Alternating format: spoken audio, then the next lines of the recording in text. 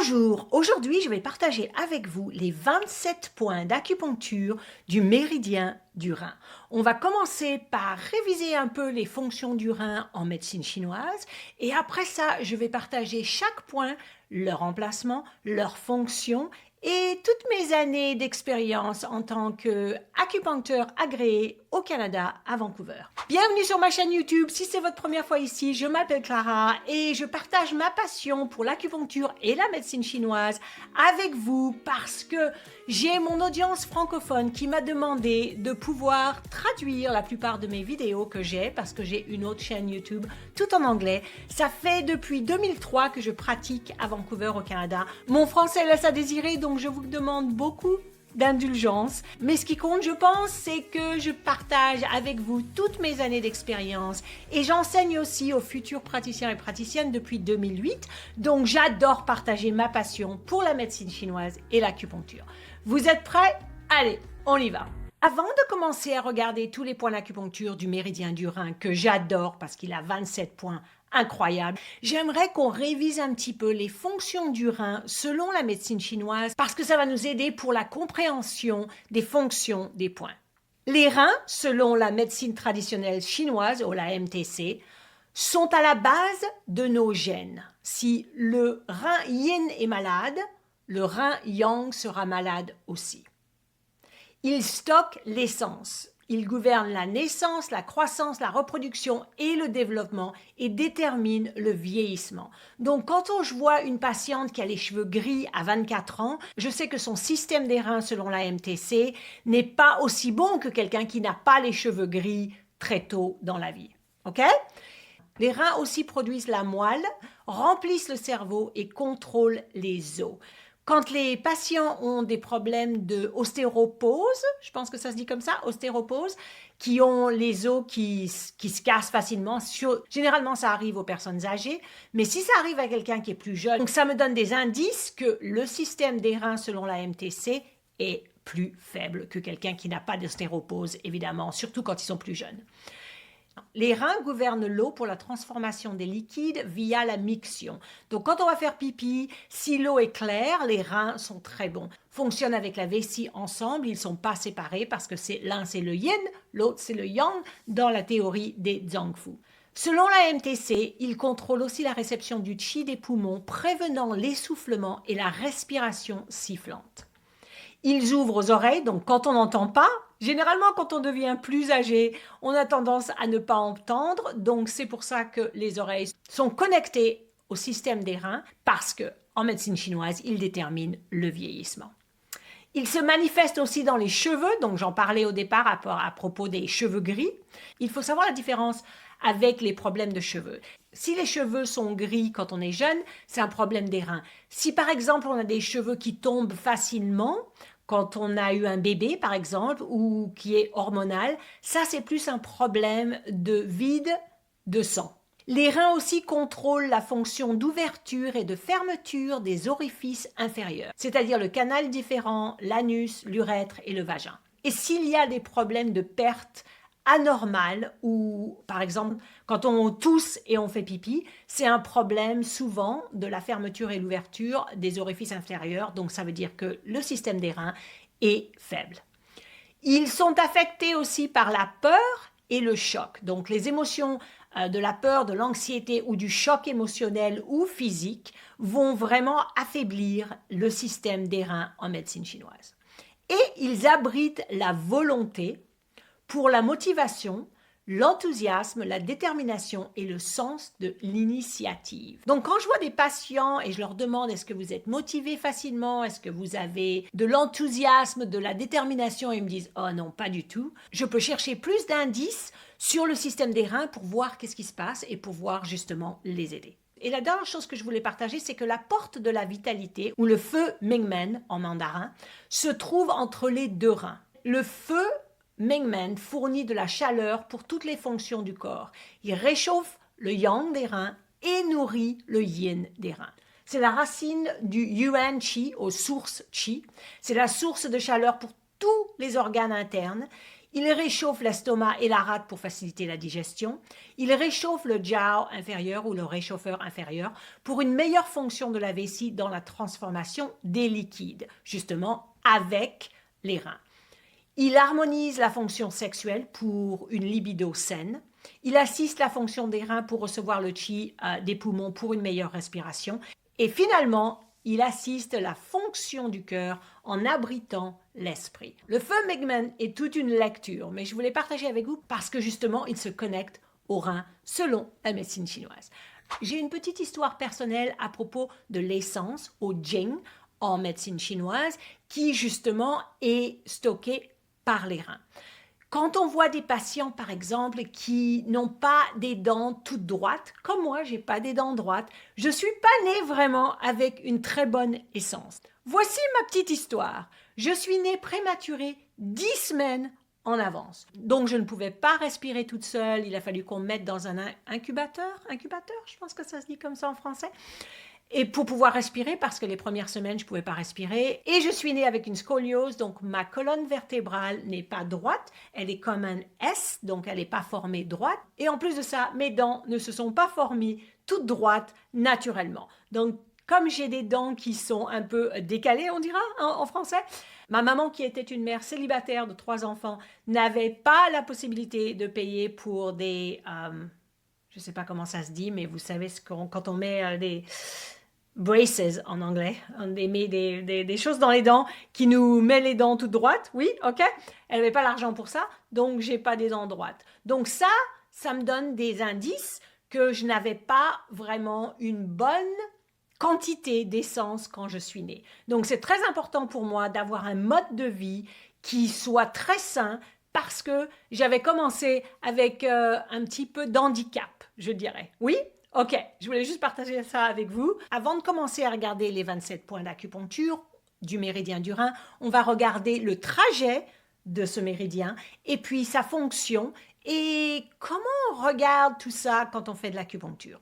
Donc, le méridien du rein, d'abord, est un méridien du pied, parce qu'il commence sur le pied, et c'est un méridien Shao-Yin. Shao veut dire moins, Yin parce que c'est un méridien Yin comparé à la vessie, qui est un méridien Yang. Nous avons 2 méridiens Shao-Yin, le cœur et les reins. Le cœur est un méridien de la main et les reins un méridien du pied. Les 2 méridiens Shao-Yin, ils ont le moins de qi et le moins de sang. C'est-à-dire que si on a des problèmes du système du cœur ou des reins en médecine chinoise, ça prend plus de temps pour voir une différence, pour avoir des résultats. Donc il faut être patient parce que généralement, si c'est un problème de rein, c'est un problème génétique, donc ça prend beaucoup plus de temps. Et si c'est un problème de cœur, c'est un problème mental parce que le cœur est relié à tout ce qui se passe mentalement et au cerveau. Donc ça prend plus de temps aussi. Donc ces 2 méridiens n'ont pas beaucoup de qi, pas beaucoup de sang, mais ils sont très utiles en pratique. Il faut juste faire beaucoup plus de traitements. C'est si par exemple il y a quelqu'un qui a une insomnie depuis 20 ans, faire une séance d'acupuncture, ça ne va pas être suffisant. Il va falloir en faire beaucoup plus. Oui? Ok. Le méridien des reins est très actif pendant 2 heures, de 17 heures à 19 heures. Qu'est-ce que ça veut dire? Ça veut dire qu'en médecine chinoise, on suit toujours notre rythme circadien, je pense que ça se dit comme ça. Quand on regarde le système des reins, il est en charge de la reproduction, de la naissance, de la croissance.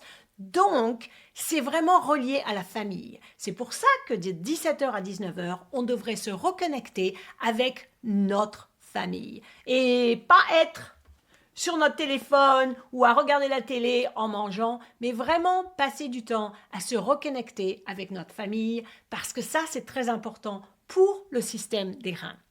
Aussi, en médecine chinoise, si vous êtes dans une relation avec quelqu'un, c'est le meilleur moment de 17h à 19h pour se connecter intimement. Voilà, vous le prenez comme vous le voulez.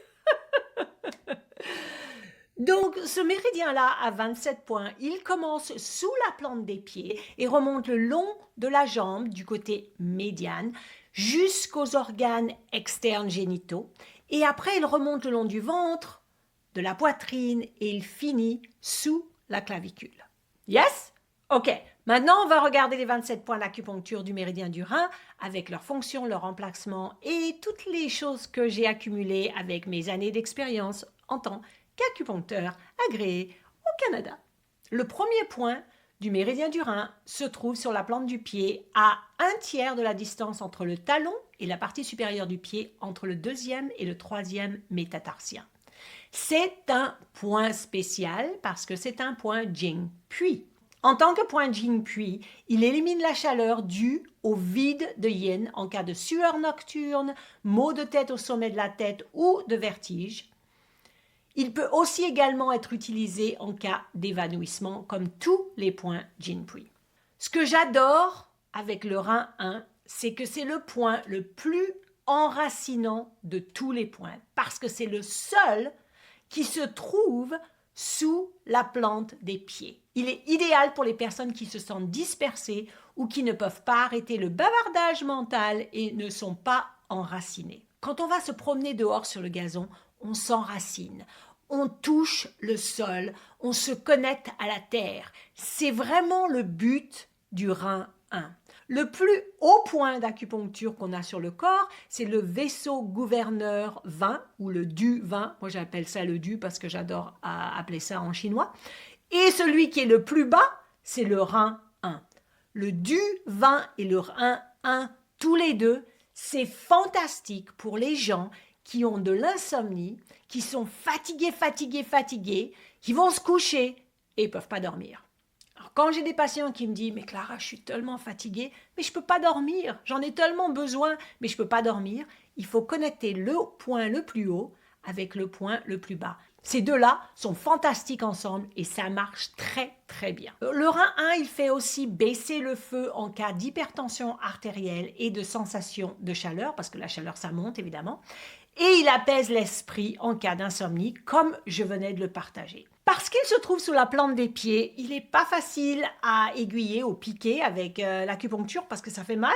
Oui, on a beaucoup de nerfs là-dessous, donc c'est pas facile. Si la personne ou le patient ne veut vraiment pas d'aiguille sous la plante des pieds sur le Rhin 1, on peut utiliser l'amoxibustion.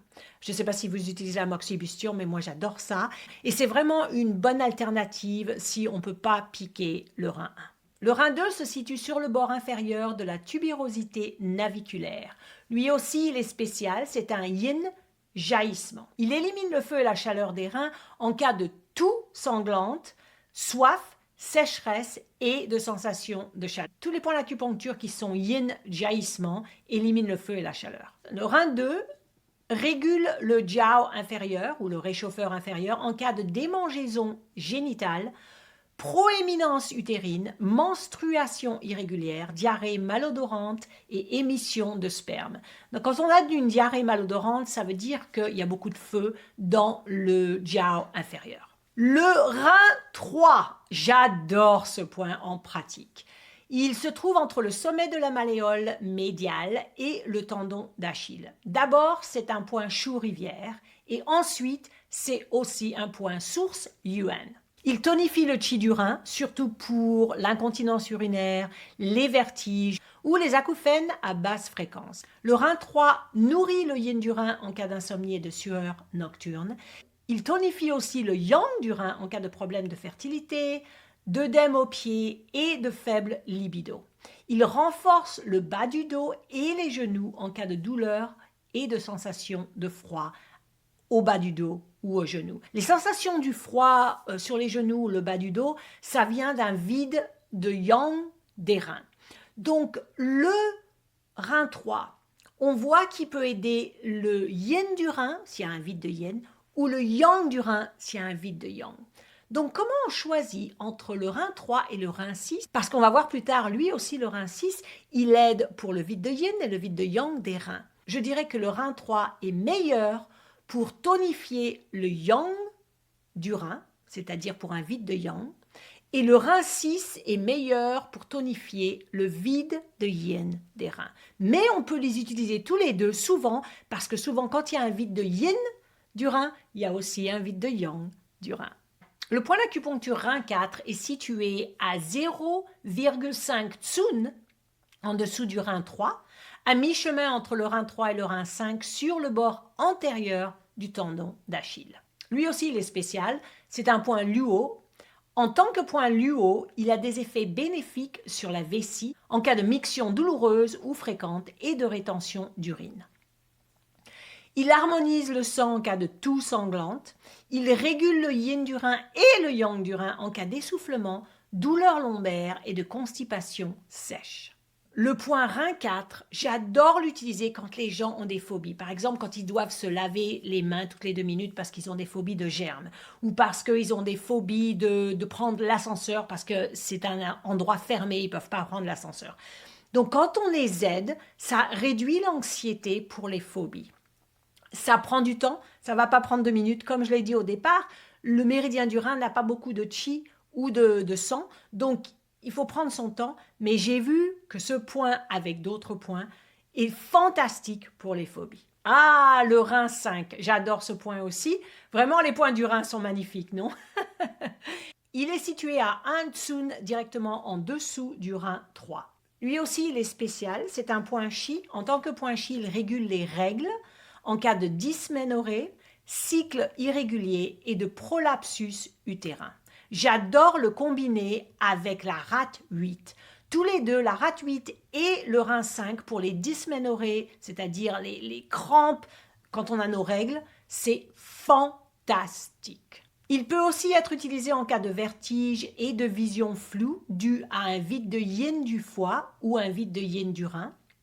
Et il régule le jiao inférieur ou le réchauffeur inférieur en cas de rétention d'urine. J'utilise le rein 6 en pratique probablement tous les jours parce que je traite beaucoup de femmes pour leurs problèmes gynécologiques. Le rein 6 est situé à 1 tsun directement sous le sommet de la malléole médiale. Il est très spécial. D'abord, c'est le point d'ouverture du yin chao. Le yin chao est un vaisseau extraordinaire. Donc, le rein 6, la première fonction, comme je l'ai dit quand je parlais du rein 3, il nourrit le yin du rein, spécifiquement en cas de yeux et de selles sèches et des règles peu abondantes. Il clarifie la gorge en cas de douleur et de sécheresse. Il draine le feu en cas de démangeaison génitale et de rétention d'urine. Il apaise l'esprit en cas d'insomnie, cauchemar, peur et anxiété. Ça, c'est vraiment sa connexion comme point d'ouverture du yin chao. Voilà ce que j'aimerais partager avec vous. Ça, c'est vraiment utile en pratique. Le poumon 7 sur le poignet et les reins 6 sur la cheville opposée. Poumon 7 sur la droite, rein 6 sur la gauche. On les combine tous les deux pour, s'il y a des problèmes d'asthme, de respiration de poumons, par exemple, depuis très très longtemps. Donc, ce n'est pas pour quelque chose d'aigu, c'est pour quelque chose de chronique qui affecte les poumons, la respiration. Okay? Et la deuxième chose, c'est qu'on utilise le poumon 7 sur la droite et les reins 6 sur la gauche pour le système reproducteur. S'il y a des problèmes de dysménorrhée, s'il y a des problèmes durant la grossesse, durant la ménopause, pour les hommes, pour les femmes, n'importe quoi, s'il y a des problèmes d'hormones reproductrices qui sont faibles, qui ne marchent pas, qui ne sont pas en équilibre, ces deux points ensemble, poumon 7 et rein 6, c'est fantastique. J'utilise ça tout le temps. Maintenant, regardons le rein 7 qui se trouve à 2 tsun directement au-dessus du rein 3. Lui aussi, il est spécial, c'est un jing fleuve. C'est le meilleur point pour réguler la transpiration, surtout si vous le combinez avec le cœur 6, tous les deux ensemble, en cas de transpiration nocturne, mais aussi si ça arrive durant la journée, ou d'absence totale de transpiration. En médecine chinoise, si on a des sueurs nocturnes, c'est un vide de yin. Si on a des sueurs durant la journée quand on est anxieuse, ça veut dire que c'est un vide de chi du cœur. Et si on n'a pas de sueur, même si quand on court pendant 1 heure, on ne transpire pas du tout, on n'a pas de sueur, ça, c'est un problème de vide de sang. Donc le rein 7, c'est parfait pour ça. Il tonifie aussi le yang du rein en cas d'œdème des pieds et de distension abdominale et il aide la vessie en cas de rétention urinaire. Mais vraiment, pensez à ce point pour la transpiration, surtout combiné avec le cœur 6. Si vous aimez mes illustrations et vous êtes visuel, vous allez adorer mon livre Point d'acupuncture simplifié. J'y ai mis toute ma passion pour l'acupuncture et la médecine chinoise. Il s'est vendu par milliers en anglais et maintenant vous avez la possibilité de l'avoir en version française. Si vous préférez la version digitale, elle a plus de 30 vidéos pour l'accompagner. Mais si vous êtes plus comme moi et vous aimez les livres, la maison d'édition l'expédie dans le monde entier. Le lien ci-dessous vous permet de commander la version papier ou digitale. N'hésitez pas si vous avez des questions, sinon achetez votre copie aujourd'hui. Le rein 8 se trouve à 2 tsun, directement au-dessus du rein 3 et à 0,5 tsun en avant du rein 7. Lui aussi, il est spécial. C'est un point chi du Yin Chao vaisseau. Il régule le Chong Mai et le Ren Mai en cas de règles irrégulières, dysménorrhée et prolapsus utérin. Très très bon pour ça d'ailleurs. Il élimine la chaleur et l'humidité dans le Jiao au réchauffeur inférieur en cas de diarrhée, d'œdème et de douleur aux testicules. Donc il est très bon pour ça aussi. On a beaucoup de points pour les femmes en médecine chinoise, mais ça c'est un très bon point aussi pour les hommes. On va voir le rein 10, c'est le meilleur point pour les problèmes masculins. Le rein 8 aussi tonifie les reins en cas de constipation, mais c'est pas le meilleur point. Donc vraiment, je pense que le rein 6, c'est un meilleur point s'il y a de la constipation chronique, surtout due à de l'anxiété et des années de constipation avec des selles très sèches.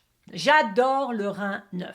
Il se situe 5 tsun directement au-dessus du rein 3, sur la ligne entre rein 3 et rein 10. Lui aussi, il est spécial, c'est un point chi du vaisseau Yin Wei.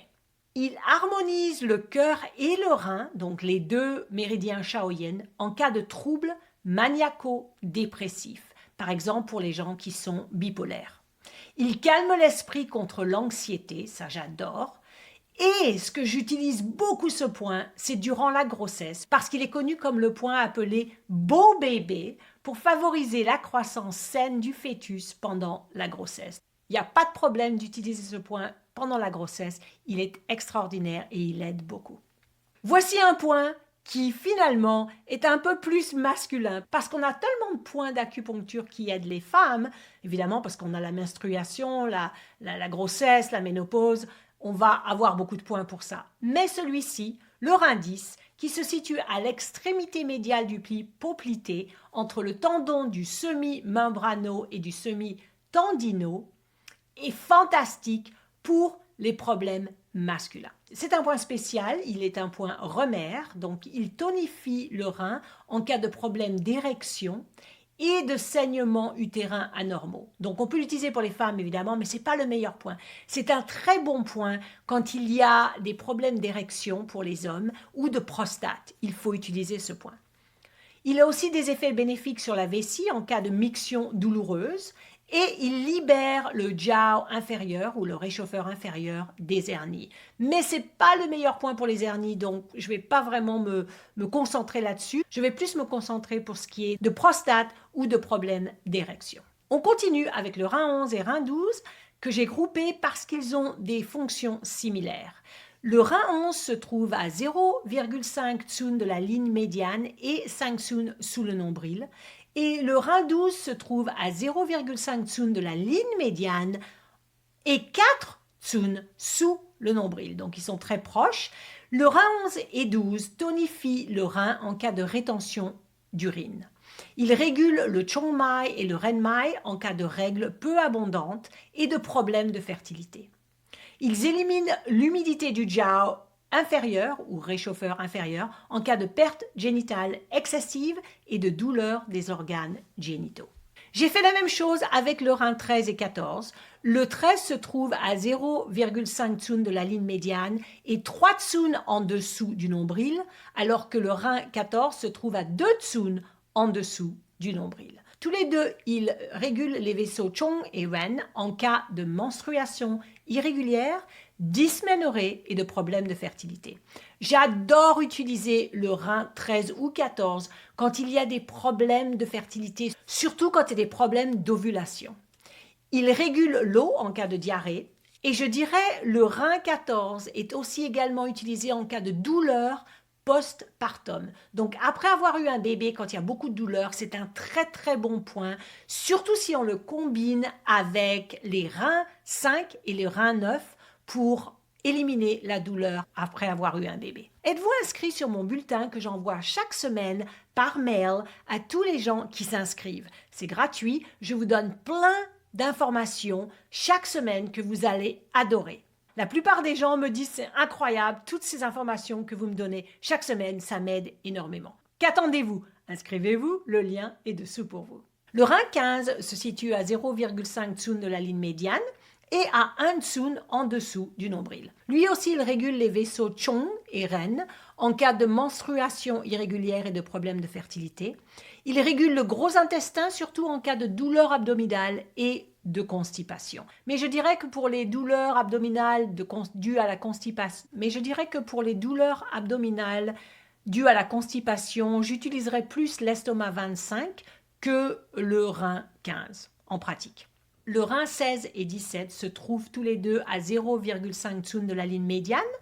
Le rein 16 au niveau du nombril et le rein 17 2 tsun au-dessus du nombril. Les deux sont excellents en cas de constipation et de douleur abdominale, surtout si on les combine avec l'estomac 25. Le rein 16 harmonise l'estomac en cas de nausée et de vomissement et le rein 17 tonifie la rate en cas de diarrhée. Donc s'il y a des problèmes d'estomac et de rate, tous les deux, le 16 et le 17, sont parfaits pour aider la digestion. Le rein 18, qui se situe à 0,5 tsun de la ligne médiane et 3 tsun au-dessus du nombril, dissipe les obstructions en cas de douleur abdominale, douleur due au calcul biliaire et constipation. Je dirais qu'il y a des meilleurs points pour les calculs biliaires, comme la vésicule biliaire 24, mais on peut utiliser celui-là pour renforcer si c'est notre traitement principal. Il harmonise le Chong Mai et le Ren Mai en cas de douleur postpartum due à une stase de sang. Ça, on peut l'utiliser en conjonction avec le rein 14.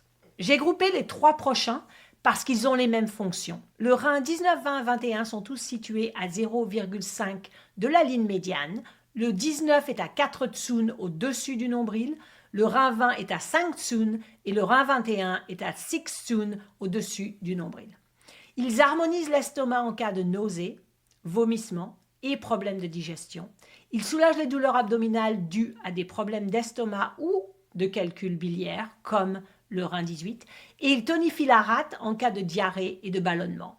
Je dirais qu'on peut utiliser ces points, évidemment, mais je pense que les points de la rate, les points de l'estomac sont beaucoup plus efficaces quand il y a des problèmes de digestion que ces points-là. Donc, ça ne serait pas vraiment mes favoris. Le rein 22, qui se situe à 2 tsun de la ligne médiane dans le 5e espace intercostal, ouvre la poitrine et fait descendre le chi du poumon en cas de toux et d'asthme. Il harmonise l'estomac en cas de perte d'appétit et de nausée. On n'a pas beaucoup de points qui aident quand il y a une perte d'appétit. Le rein 22 avec le Ren 11 ou le Ren Mai ou le vaisseau conception 11, combiner ces deux points sont très très bons pour les pertes d'appétit. Le rein 22 aussi soulage les douleurs au hypochondre, mais vraiment c'est pas le meilleur point, donc je dirais on l'utilise beaucoup plus pour l'asthme et la toux. Ou pour justement les pertes d'appétit combinées avec le vaisseau conception 11. Les 4 prochains, je les ai mis ensemble parce que justement, ils font tous la même chose. Donc le rein 23, 24, 25, 26 sont tous à 2 tsun de la ligne médiane. Le 23 est dans le 4e espace intercostal. Le 24 est dans le 3e. Le 25 est dans le 2e. Et le 26 est dans le 1er espace intercostal, 2 tsun de la ligne médiane. Ils ouvrent la poitrine et fait descendre le chi du poumon en cas de toux, d'asthme et de sensation de plénitude thoracique. Et ils soulagent les douleurs aux hypochondres. Je dirais, j'utilise pas beaucoup ces points en pratique, à part vraiment s'il y a de la douleur intercostale. Le dernier point du méridien du rein, je l'adore. Le rein 27, qui se situe à 2 tsun de la ligne médiane, sur le bord inférieur de la clavicule, est fantastique. D'abord parce que c'est un excellent point d'acupuncture en cas de chagrin, de tristesse et de dépression. J'utilise ce point tout le temps, surtout avec le poumon 7, quand il y a beaucoup de chagrin, de tristesse, de dépression, quand quelqu'un est en deuil par exemple. Ça va vraiment aider à procéder les émotions. Il ouvre la poitrine et fait descendre le chi du poumon comme les précédents en cas de toux, d'asthme et de sensation de plénitude thoracique. Mais ce que j'adore l'utiliser aussi, c'est qu'il apaise le chi rebelle de l'estomac en cas de nausée. Il est parfait pour être utilisé pendant la grossesse. Pendant la grossesse, on a beaucoup de nausées matinales, qui ne sont pas toujours le matin d'ailleurs. Je fais souvent le rein 27 avec le maître du cœur 6 et l'estomac 40. C'est une combinaison fantastique pour aider la nausée durant la grossesse et ça marche vraiment bien. Après toutes ces années d'expérience et je traite beaucoup de femmes enceintes, j'ai vu comment ça les aide naturellement et sans effet secondaire. L'acupuncture, c'est génial, non? Waouh, ces 27 points d'acupuncture du méridien du rein sont excellents. J'espère que vous avez bénéficié de toute cette information. Maintenant, accédez ici ma liste de toutes les vidéos que j'ai faites sur tous les points d'acupuncture et sur tous les méridiens. Et n'oubliez pas qu'après tout, l'acupuncture, c'est génial, non?